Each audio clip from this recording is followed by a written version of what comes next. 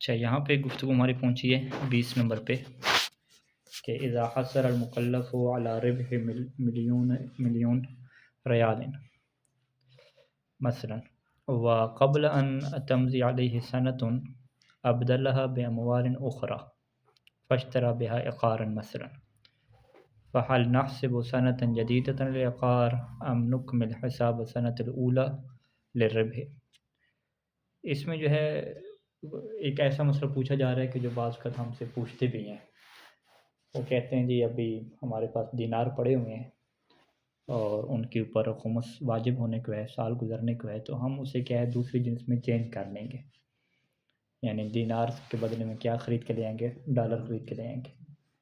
تو اب ان کے ذہن میں کیا ہوتا ہے کہ جب دینار کے بدلے میں ہم نے ڈالر خریدے ہیں تو اب یہ ڈالر کیا ہو گیا؟ ربح جدید ہو گیا. گویا کہ ہمارے پاس نئی چیز آئی ہے، اور جب نئی چیز آئی ہے تو پھر نئی چیز کا سال کب شروع ہوتا ہے؟ جس دن وہ آتی ہے. یعنی اس بندے کے لیے جو صاحب المہنہ نہیں ہوتا، جس کا حساب کتاب کیا سال کے اعتبار سے چلتا ہے. تو اس اعتبار سے جو ہے وہ یہ والا سوال بھی ہے. تو ان کے پاس جو ہے ملین ریال تھا اور اس کے اوپر ابھی سال آنے والا تھا، ٹھیک ہے. تو انہوں نے کیا کیا، جو اس سے کوئی پلاٹ وغیرہ خرید لیا، کوئی گھر خرید لیا. تو اب جب گھر خریدا تو وہ کیا کہہ رہے ہیں کہ اب گھر کا تو جی ہم الگ حساب کریں گے نا، اس کے سال کا الگ حساب ہوگا. تو اس طرح سے جو ہے وہ گھر کے سال کا الگ حساب کریں گے. جب اس کا سال پورا ہونے والا ہوگا پھر اس کو جو ہے وہ بیچ کے پھر دوبارہ دینار لے آئیں گے، ٹھیک ہے. تو یعنی وہ بعین ہی ایک چیز کے اوپر سال کیا نہیں گزارنا چاہ رہے ہیں، ٹھیک ہے. تو اس کو حالانکہ دیکھا جائے تو جس چیز کے اوپر بھی سال گزرتا ہے اسے جس چیز میں بھی تبدیل کر دیا جائے وہ چیز کا حساب وہی رہتا ہے. سال کا سال کیا اس سے چینج نہیں ہوتا. جیسے مال مخمس کے بارے میں آگے آئے گا، مال میراث کے بارے میں آئے گا کہ میراث سے اگر کوئی اور چیز بھی لے لی گئی ہے تو اس کے اوپر بھی خمس نہیں ہوگا. مال مخمس سے اگر کوئی اور چیز لے لی گئی ہے تو اس کے اوپر بھی کیا ہے خمس نہیں آئے گا، ٹھیک ہے. تو ریپلیسمنٹ کرنے سے مالیت کو یہ نہیں ہے کہ احکام بدل جاتے ہیں، احکام کیا وہی کیا رہتے ہیں یہاں پہ. اگر مال محمد سے فائدہ ہو گیا، آپ نے مثلا انویسٹ کیا، ہاں وہ فقط فائدے کے اوپر خمس کی بحث آئے گی کہ جو فقط اتنی فیصد بڑھے گا نا وہ آئے گی. خود جو مال مخمس کے بدلے میں جو چیز آپ نے لی ہے، ٹھیک ہے، اس کے اوپر نہیں آئے گا. یعنی اگر ان کا قیمت ان کا بڑھ جائے، ہاں ارتفاع کی بحث ہے. تو وہ بھی وہ فقط کیا ہے وہ جو ارتفاع ہوگا نا فقط اسی کے اوپر ہوتا ہے، ٹھیک ہے. اس کی صورتیں بھی آئیں گی آگے ساری، ٹھیک ہے. اذا حصر المکلف علی ربح ملین ریال مثلا، ترجمہ کیا ہے؟ یہ مکلف کو رب حاصل ہوا. رب یعنی کوئی ایک مال اس کے پاس آ گیا، کتنا جی آیا؟ ملین ریال. اور قبل اس کے کہ اس کے اوپر سال گزرے ابدلہ باموال اخرى، اس نے اس سے جو ہے وہ چینج کر دیا دوسرے مال کے ساتھ. فاشترى بها عقارا مثلا، مثال کے طور پہ اس نے اس سے کیا عقار اور زمین خرید لی. فهل نحسب سنة جديدة للعقار، تو اب یہ جو زمین آئی ہے کیا اس کے لیے ہم نیا سال شمار کریں؟ ام نکمل حساب السنة الأولى للربح، یا جو اسی رب کا ملین کا جو پہلا سال تھا اس سے کیا کریں جی مکمل کریں. تو یہاں پہ سیدین کا ایک ہی فتویٰ ہے کہ لا تحسب سنة مستقلة للعقار، کہ عقار کے لیے مستقل سال شمار نہیں کیا جائے گا. بل متا ما حلت السنۃ الخمسیہ للملین ریال، بلکہ جب بھی کیا ہے حلت آ جائے گا وہ سنہ خمسیہ کے جو ملین ریال کا تھا، تو واجب اخراج الخمس من العقار، تو پھر اسی عقار کا کیا خمس نکالنا پڑے گا بقیمت ہی الفعلیہ، اور اس میں کون سی قیمت لگائیں گے عقار کی؟ جو موجودہ قیمت ہوگی، جس دن خمس نکالا جا رہا ہے اس دن جو اس کی قیمت ہوگی. اچھا 21 نمبر پہ آ جائیں. لو اشترى المکلف شیئا لمعونته كالثلاجة باعتقاد الحاجہ الیہا، مکلف نے جو ہے وہ کوئی چیز خریدی اپنے معونہ کے لیے.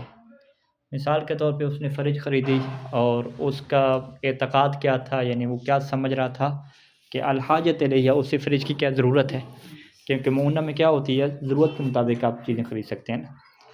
ثم تبین عدم الحاجۃ الیہا، پھر بعد میں اس سے پتہ چلا کہ اس کی تو ضرورت نہیں تھی، اس نے تو ویسے خرید لی.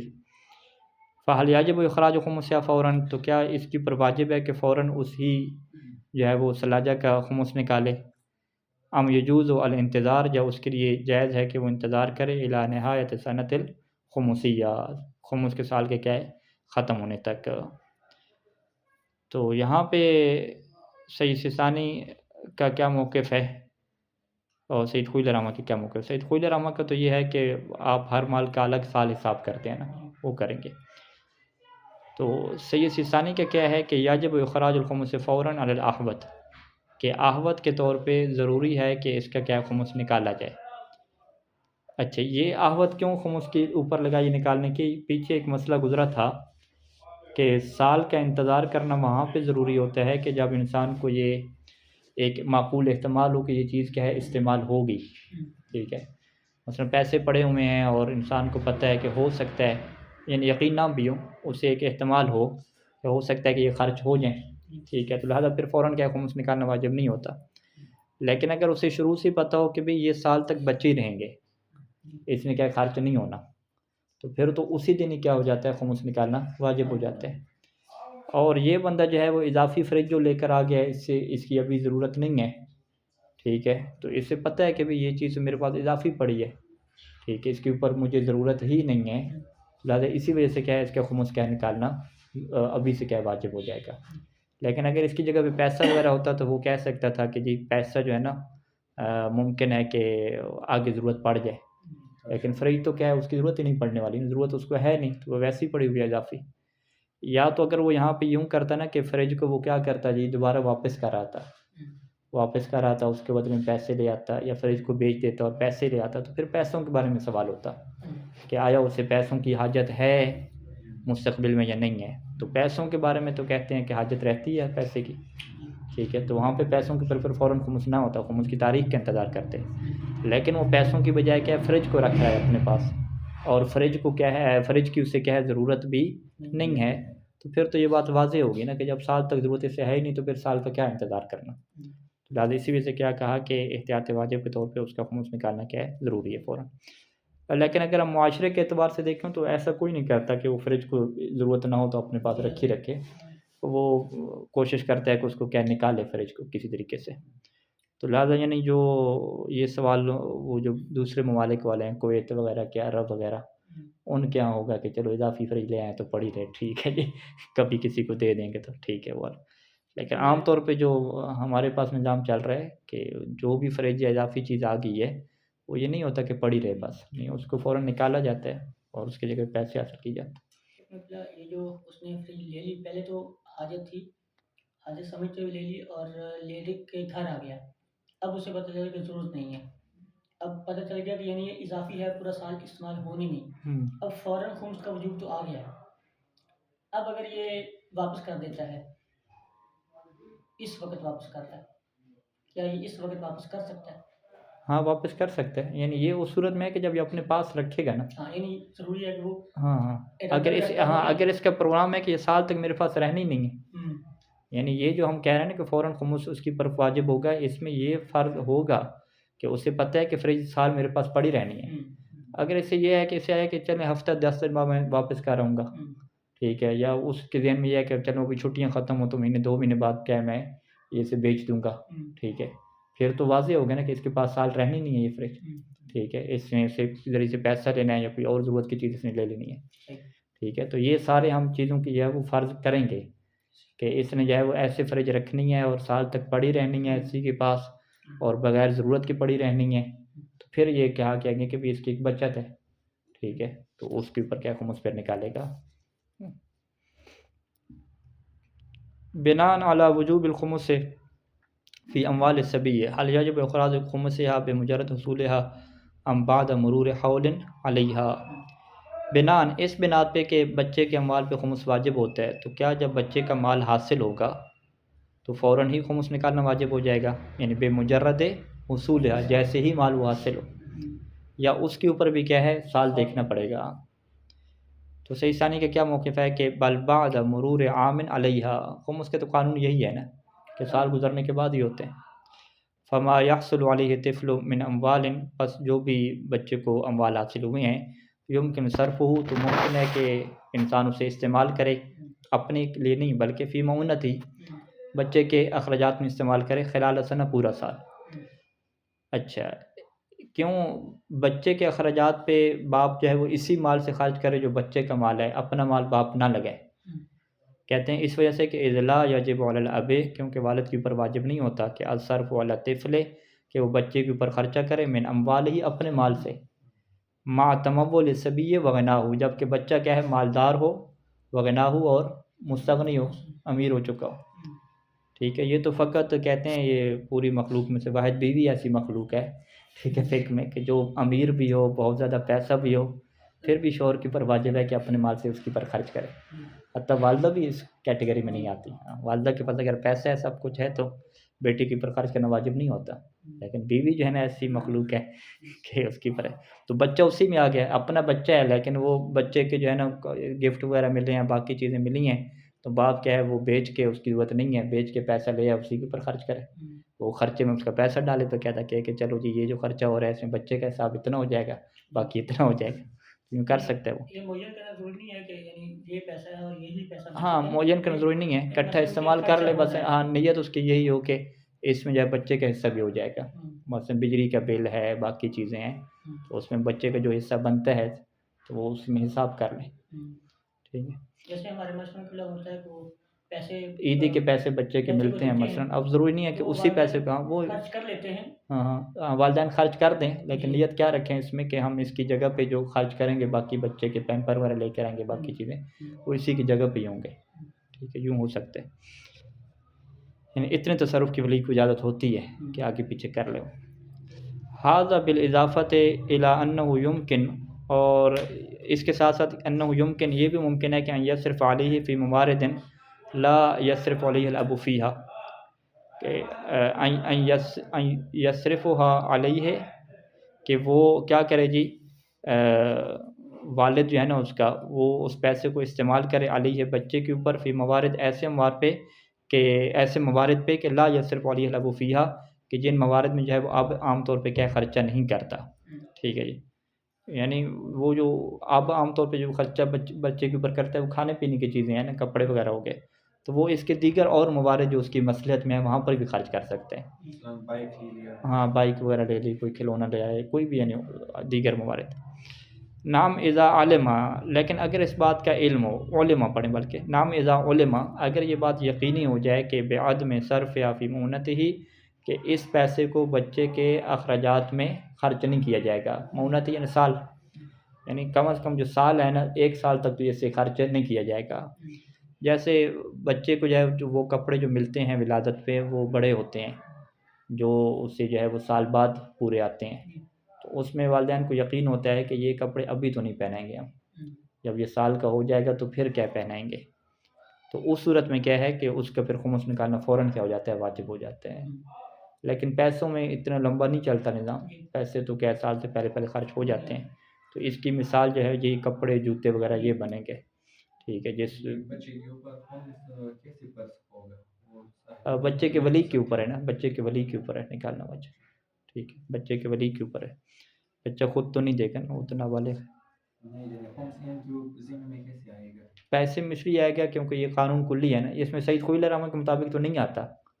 سید سیستانی رحمۃ اللہ علیہ نے ان روایات کے اطلاق سے تمسک کیا ہے نا، کہ کوئی بھی مال انسان کو حاصل ہو تو اس میں کیا ہے موجود ہوتا ہے 5واں حصہ کس کا موجود ہوتا ہے، اصحاب خمس کا موجود ہوتا ہے پہلے سے. یعنی دنیا میں کوئی مال ایسا نہیں ہے کہ جس میں اصحاب خمس کا حصہ موجود نہ ہو، یہ اللہ نے قانون بنا دیا ہے. اب وہ بچے کو ملے، جس کو بھی ملے. جیسے بچہ جو ہے وہ آپ کا مال اٹھا کے لے جاتا ہے، تو اب بچے کے مال کے اوپر یہ واجب ہو جاتا ہے نا کہ آپ کا حصہ جدا کر کے آپ کو پلٹایا جائے واپس، کیونکہ بچے نے اٹھا لیا آپ کا مال. تو اب آپ وہاں پہ کیا کہ نہیں جی بچہ تو مکلف ہی نہیں ہے، ٹھیک ہے جو اٹھا کے لے گیا تو اس کا ہو گیا، ٹھیک ہے، یہ وہ تو نہیں کہہ سکتے. آپ کہیں بھائی اٹھا کے لے گیا مکلف نہیں ہے، لیکن ولی کی ذمہ داری ہے، وہ کیا ہے اس کے مال سے جدا کرے پیسہ، جو دیگر بچوں کے ٹفن وغیرہ لے آئے، کاپیاں پینسلیں اٹھا کے لے آئے، تو والدین کی ذمہ داری ہوتی ہے نا. وہاں سکول میں یہ تو نہیں چلتا کہ بچے سارے غیر مکلف ہیں تو ایک دوسرے کے مال کے اوپر قبضہ کر کے لے جائیں، تو مسئلہ نہیں ہے. ٹھیک ہے، تو ٹھیک ہے وہ گناہ گار بچہ نہیں ہوگا کیونکہ شرعی طور پہ مکلف نہیں ہے، لیکن ضمانت تو اس کے مال کے اوپر آ جاتی ہے نا، نکالنا تو پڑتا ہے دوسرے کا مال. تو اسی طریقے سے جو بھی بچہ مال اس کو حاصل ہو رہا ہے تو اس مال میں اگر کوئی اور شریک ہے، حتیٰ کہ مثال کے طور پہ بچے کو کسی نے ہدیہ دیا اور اسے پتہ ہے کہ اس ہدیہ میں جو آدھا مال ہے وہ کسی اور کا ہے، اس کی اجازت ہے ہی نہیں، اس نے بچے کو ہدیہ دے دیا، تو اب آپ کیا کہیں گے نہیں بچے کے اوپر تو آدھا مال واپس کرنا ضروری نہیں ہے کیونکہ یہ ہے ہی غیر مکلف. تو آپ کیا کہیں گے نہیں اس میں تو پہلے سے دوسرے کا حصہ تھا نا، تو وہ نکالے. تو خمس میں صحیح سانی نے یہی سمجھا کہ جو بھی انسان کو مال ملتا ہے اس میں پہلے سے حصہ ہوتا ہے اصحاب الخمس کا.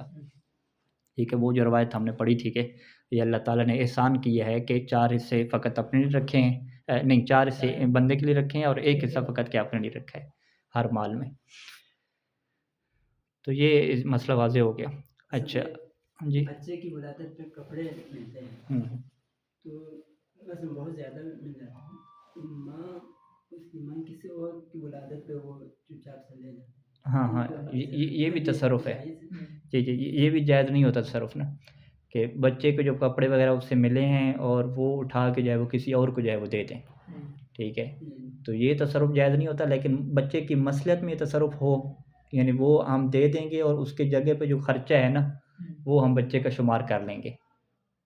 یعنی فرض کریں اس کپڑے کی قیمت کیا تھی, فرض کریں 25 الف بنتی ہے جو ہم نے دوسرے کو دے دیے, دوسرے بچے کو دے دیے, ٹھیک ہے. اب 25 الف کے ہم بچے کے کیا ہو گئے, مقروض ہو گئے.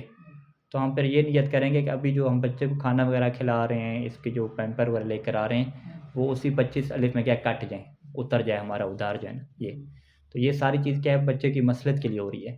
وہ زیادہ کپڑے ہیں بچے نے استعمال تھوڑی کرنے پڑے رہیں گے, تو لیکن وہ ہم نے دے دیے. دینے کے بعد جو ہے نا وہ اب اگر وہ پڑے رہتے سال تک تو خمس آ جاتا. تو ہم نے کیا کیا, وہ اٹھا کے دے دیے دوسرے کو, اس کی جگہ پہ پیسہ لے لیا. یعنی پیسہ ہماری گردن پہ آ گیا گویا کہ, ہاں پیسہ اس کی ہماری گردن پہ آ گیا, کیونکہ اگر کپڑا دے رہے ہیں تو کپڑے کی جو قیمت ہے وہ ہماری گردن پہ آ جائے گی نا. تو اب وہ جو ہماری گردن پہ قیمت آئی اس کو ہم کیسے اتار رہے ہیں, خرچوں میں کیا حساب کر رہے ہیں, ٹھیک ہے. ہم کہہ رہے ہیں بچے کے جو خرچے وغیرہ ہم کر رہے ہیں, نیت یہی کی ہوئی ہے کہ جو بھی بچے کا مال ہو وہ پہلے حساب ہو جائے, پھر کیا ہم بعد میں ہماری طرف سے کیا جائے اس میں. تو یوں کر کے کیا رکھا جاتا ہے تو نظام بچہ. ہاں ولی بھی تصرف نہیں کر سکتے, اپنے لیے تصرف نہیں کر سکتا نا, ہاں بچے کی مصلحت میں کر سکتے ہیں, اپنے لیے نہیں لے سکتے. اپنے لیے تب لے سکتے ہیں جب اس کے پاس نہ ہو, اپنے پاس اس کے پاس کچھ نہیں ہے, سارا بچے کے پاس ہے, تو پھر وہ بچے کے اموال میں سے وہ کتاب و نفقہ کی بحث ہے, ٹھیک ہے صاحب.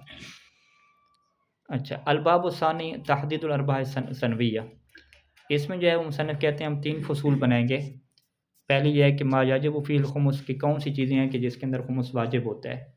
دوسری جو ہے وہ یہ ہے کہ کیفیت و حساب قیمت المال, کہ اس مال کی قیمت کا حساب کیسے کیا جائے کہ جس کے اوپر خمس آ چکا ہے, قیمت کیسے لگوائی جائے, کون سا ریٹ لگوایا جائے. اور پھر وہ جو سوال ہے جو ابھی آپ نے پوچھا تھا, قیمت بڑھ جاتی ہے, وجوب الخمس فی زیادت العینیہ, ایک چیز کے اندر عینی طور پہ زیادتی ہو گئی, یا ارتفاع القیمت سوقیہ للمال, یا ایک مال کی جو ریٹ ہے وہ بڑھ گیا, یعنی ہے تو مخمس چیز لیکن اس کی قیمت بڑھ چکی ہے, ارتفاع ہو گیا, اس کے پھر حساب کتاب کیا ہوگا. تو یہ سارا باب کیا اسی کا ہو جائے گا. تمہید میں کیا کہتے ہیں کہ ذکرنا فی المقدمہ, ہم نے شروع میں مقدمہ میں ذکر کیا تھا کہ ان العنصر الثانی, کے دوسرا جو عنصر ہے لتحدید فاضل رب سنوی, رب سنوی کا جو فاضل کا حساب کرنے کے لیے, جو بچ جاتا ہے اس کا حساب کرنے کے لیے, ہوا حساب و جمیع الارادات, وہ تمام ایرادات. ایرادات کا کیا مطلب ہے, ارباح, یعنی جو بھی انسان کو چیزیں حاصل ہو رہی ہیں ان سب کا کیا کرنا ہے, حساب کرنا ہے. وہذا ما یتوقف علی بیان ثلاثۃ امور, یہ وہ چیز ہے کہ جس میں 3 چیزوں کو کیا واضح کرنا پڑے گا. پہلا وہ ضابطہ بیان کرنا پڑے گا کہ لما یجب فی الخمس من الاموال, کہ کون سے اموال میں کیا خمس واجب ہوتا ہے, ٹھیک ہے. اموال سے کیا مراد ہوتی ہے, وہو الارباح, ٹھیک ہے. اموال کے, ارباح کے, رب کے, اس کا ایک ہی مطلب ہے مال یعنی. دوسرا کیا ہے کہ کیفیت و حساب قیمت المال, کہ اس مال کی قیمت کا حساب کیسے کریں گے تاکہ مقدار رب کو آپ نکال سکیں. بیان و متا تکون زیادت عینیہ, وہ پھر اگلی جو بحث ہے کہ زیادت عینیہ ہوگی یا یہ ارتفاع قیمت سوقیہ ہوگی ہے, اس کا کیسے ہے. اچھا سب سے پہلے آ جائیں کہ ما یجب فی الخمس, اس کی تمہید میں آ جائیں, ٹھیک ہے جی. تتعدد مصادر الاموال التي يملكها الانسان, مصادر اموال کیسے کہتے ہیں, یعنی مال آنے کی جگہ, مصدر صادر ہونے کی جگہ, کہاں کہاں سے انسان کو مال ملتا ہے. کہتے ہیں کہ مصادر اموال کیا ہے, متعدد ہوتے ہیں. وہ اموال کے التي يملكها الناس, جس کے لوگ مالک ہوتے ہیں. تو مال ملنے کی جو جگہ ہوتی ہیں زیادہ ہوتی ہیں. من الارث سے, کبھی میراث کی وجہ سے مال انسان کو ملتا ہے, ہدایت سے ملتا ہے, مہر سے مل جاتا ہے, اجرت العمل, اس نے کوئی عمل کیا, مزدوری کی, اس سے اس کو اجرت مل گئی, کوئی نوکری ہے, جاب ہے, تنخواہ مل گئی. ارباح تجارات, کاروبار کر رہا ہے تو اس سے پروفٹ اس کو حاصل ہو رہے ہیں. وغیرہ کثیر, اس کے علاوہ بہت ساری چیزیں ہیں جہاں سے انسان کو کیا مال حاصل ہوتے ہیں. من ہنا یرد هذا السوال, اسی وجہ سے یہاں پہ یہ سوال اٹھتا ہے کہ حل یجب الخمس فی کل هذا الاموال مهما كان مصدرها, کہ کیا ان تمام اموال کے اندر خمس واجب ہے, مهما كان مصدرها, ان اموال کا مصدر جو بھی ہو, چاہے وہ میراث کا مال ہو, ہدیے کا ہو, مہر کا ہو, سب کے اندر خمس ہوتا ہے. ام یختص وجوب الخمس ببعض الموارد، یا جو ہے وہ خمس کا جو وجوب ہے وہ بعض موارد کے ساتھ کیا خاص ہے. وقد اجیب علی هذا السؤال فی هذا الفصل، اور اس فصل میں جو ہے وہ اسی سوال کے اسی تساؤل کے مطابق کیا جواب دیا گیا ہے. فقمنا ببیان ضابطہ، تو ہم نے کیا ہے ایک ضابطہ بیان کیا ہے لتحدید ما، تاکہ اس چیز کو آپ حد بندی کر سکیں کہ ما یجب فی الخمس من الاموال، کہ اموال میں سے جن چیزوں کے اندر خمس واجب ہوتا ہے. وتمییزها عما لا یجب فیہ الخمس، اور ان اموال کو آپ جدا کر سکیں ان مال سے کہ جس کے اندر خمس واجب نہیں ہوتا.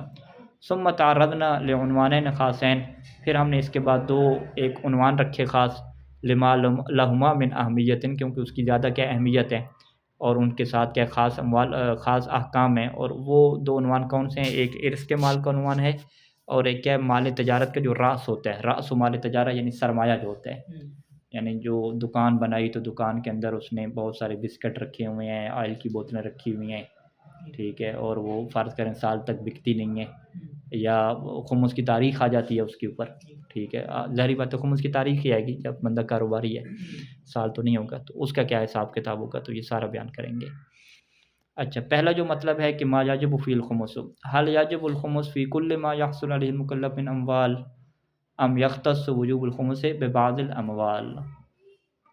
تو سیدین کے اس میں ایک ہی موقف ہے کہ لا یجب الخمس فی کل مال یحصل علیہ المکلف، کہ خمس کیا ہے وہ واجب نہیں ہوتا ہر اس مال کے اوپر کہ جو مکلف کو حاصل ہو جائے. بل یختص وجوب الخمس بما ينطبق علیہ عنوان الفائدۃ والربح عند العرف، بلکہ خمس واجب ہوتا ہے اسی مال کے اوپر کہ جس کے اوپر فائدہ کا عنوان اور ربح کا عنوان جو ہے عرف میں کیا ست کرتا ہو. فیقال، پس یہ کہا جاتا ہو کہ استفاد فلان الف ریال، کہ فلاں بندے نے جی ایک الف ریال کا کیا اس کو فائدہ ہو گیا ہے، ٹھیک ہے. فکل ما یعتبر فائدۃ و ربحا، پس ہر وہ مال کے جو فائدہ اور ربح لوگوں کے ہاں شمار ہو. یہ تو بھی آج کل پڑھو گی،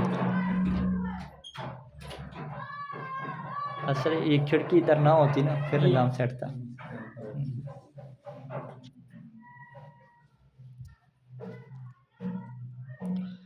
تو جس چیز کو کہا جائے کہ انسان کو جو ہے وہ فائدہ حاصل ہو گیا، جی دیکھو جتنے سے پیسہ مل گیا، ایسے فائدہ حاصل ہو گیا، تو اس کے اندر کیا ہوگا، اس مال کے اندر کیا خمس متعلق ہوگا. فیقال استفاد فلان الف ریال مثلا فکل ما یعتبر فائدۃ وربحا عند الناس یجب فیہ الخمس من دون فرق. اس میں کوئی فرق نہیں ہے کہ بین ان یحصل علی المال، کہ وہ جو یہ مال حاصل کر رہا ہے عن طریق التجارہ او الوظیفہ او العمل او الزراعہ او الہدیہ او الارث غیر المحتسب. میراث محتسب اور میراث غیر محتسب یہ دو قسمیں کی جاتی ہیں. تو میراث جو غیر محتسب ہوتی ہے اس میں خمس واجب نہیں ہوتا، یا ہوتا ہے، اس کے اندر خمس واجب ہوتا ہے. اور جو میراث محتسب ہے اس کے اندر خمس واجب نہیں ہوتا. احتسب و یحتسب سے محتسب جب آپ صیغہ بناتے ہیں تو یعنی جو آپ کے حساب میں ہو. کون سی چیز میراث ہوتی ہے کہ جو انسان کے حساب میں ہوتی ہے کہ یہ ملے گی، وہ طبقات والی میراث، ٹھیک ہے. مثال کے طور پہ والد کو بیٹے سے ملتی ہے تو میراث محتسب ہے، وہ کہتا ہے جب تک میرا بیٹا ہے تو میری میراث بیٹے کو ملے گی، ٹھیک ہے. اب جو اس کے بھائی ہیں وہ تو یہ نہیں کہیں گے نا کہ اس کی میراث ہمیں ملے گی، ٹھیک ہے، کیونکہ وہ دوسرے طبقے میں بیٹھے ہوئے ہیں. وہ تو ان کے ذہن میں تو یہی ہے نا کہ اس کی جو میراث ہے وہ کس کو ملے گی، بیٹے کو ملے گی اس کی، یا یہ بیٹا جو ہے فوت ہوتا ہے اس کے والدین موجود ہیں اس کو ملے گی، ماموں چاچو کی باری تو نہیں آئے گی. تو لہٰذا اگر اتفاقاً جو ہے وہ وہاں پہ میراث مل گئی بھائی کو، یعنی فرض کرے دونوں کا اکٹھا ایکسیڈنٹ ہو گیا اور اس طریقے سے وہ وارث باقی نہیں رہے اور ان کو مل گئی، تو یہ پھر میراث کس میں جائے گی، غیر محتسب میں جائے گی، کیونکہ یہ حساب کتاب میں نہیں تھی. یا فرض کریں وہ بندے جو ہے وہ تقسیم کرنے والی میراث ان کے وارث اہل سنت تھے، انہوں نے کہا یہ جی ہم چاچو کو بھی دے دیتے ہیں، بھائی کو بھی دے دیتے ہیں، کیونکہ ان کے ہاں یہ ہے تعصیب کے وہ قائل ہیں، ٹھیک ہے، تو وہ اس وجہ سے وہ دے دیں گے. یہ ساری میراث کس میں جائے گی، غیر محتسب میں جائے گی، ٹھیک ہے. وصیت کر دیا کہ میرا نہیں وہ میراث وصیت اور میراث تو نہیں ہوتی نا، ٹھیک ہے جی. ہاں وہ نہیں انہوں نے ہوتی. کہا میرے میراث سے حصہ مثلا بھائی کو بھی دے. نہیں وہ میراث اسے نہیں کہتے. جب بھی انسان یہ کہتا ہے کہ میری موت کے بعد میرا مال اس کو دے دیں یا تیسرا حصہ دے دیں، تو اب اسے فقہ میں کیا کہا جاتا ہے؟ وصیت کہا جاتا ہے. اب معاشرے میں شاید کہہ دیا جاتا ہو کہ جی وہ میراث اس کو دے رہے ہیں، لیکن اس کے فقہی طور پہ میراث نہیں کہیں گے. ٹھیک ہے، میراث وہی ہے کہ جو فقہی قوانین کے مطابق ہے. ٹھیک ہے، تو لہٰذا اس سے غیر محتسب کا کہ وہ میراث جس کی توقع نہیں ہوتی ملنے کی، وہ اس میں آ جائے گی. او غیر ذالک و بلا فرق، اور اس میں کوئی فرق نہیں ہوتا کہ یکون المال قلیلا او کثیرا، کہ وہ جو انسان کو مال مل رہا ہے تجارت سے، وظیفہ سے یا ہدیہ وغیرہ سے، چاہے وہ تھوڑا ہو یا زیادہ ہو. فقد ورد فی معتبرۃ سمعہ کی معتبر روایت میں وارد ہوا ہے. سألت ابا الحسن عن الخمس، کہ اس نے امام علیہ السلام سے سوال کیا خمس کے متعلق، تو آپ نے کیا فرمایا؟ فی کل ما افاد الناس من قلیل او کثیر، کہ جو بھی لوگوں کو فائدہ حاصل ہوتا ہے، یعنی مال حاصل ہوتا ہے، چاہے وہ تھوڑا ہو یا زیادہ ہو، اس کا خمس کیا ہے؟ نکالنا پڑتا ہے. اچھا، اس کے بعد پھر مثال تطبیقی آئے گی اور مزید چیزیں کیا واضح ہوں گی. یعنی ابھی تک مصنف نے جو ہے وہ ایک چیز واضح کی کہ جس چیز کو جو ہے وہ عرف میں یہ کہا جاتا ہے کہ واقعی جی اس بندے کو جی پیسہ مل گیا، چلیں اچھا ہو گیا، فائدہ اس کا ہو گیا، تو فائدہ ہو گیا، اچھا ہو گیا. اب وہ پیسہ اس کو کیوں ملا؟ ضروری نہیں ہے کہ وہ فری والا ملا ہو، فری میں ملا ہو، فری میں نہ بھی ملا ہو، اس بندے نے محنت کی ہے، محنت کیا تو پھر بھی کہتے ہیں کہ الحمدللہ پیسہ وغیرہ مل رہا ہے، ایک نظام چل رہا ہے، اس کو فائدہ شمار کیا جاتا ہے. تو لہٰذا جس چیز کو فائدہ شمار کیا جائے گا، چاہے اس کے پیچھے انسان کی تجارت ہو، کوئی عمل ہو، وظیفہ ہو، کیا کہتے ہیں وہ ہدیہ ہو، جو بھی چیز ہو، اس کے اوپر کیا خمس واجب ہو جائے گا. یہ قاعدہ کیا کلی آ گیا. اب اس کی کوئی استثناءات ہیں نہیں ہیں، کیا صورت حال ہے، انشاءاللہ یہ پھر اگلی بات میں. صلی اللہ علیہ وسلم.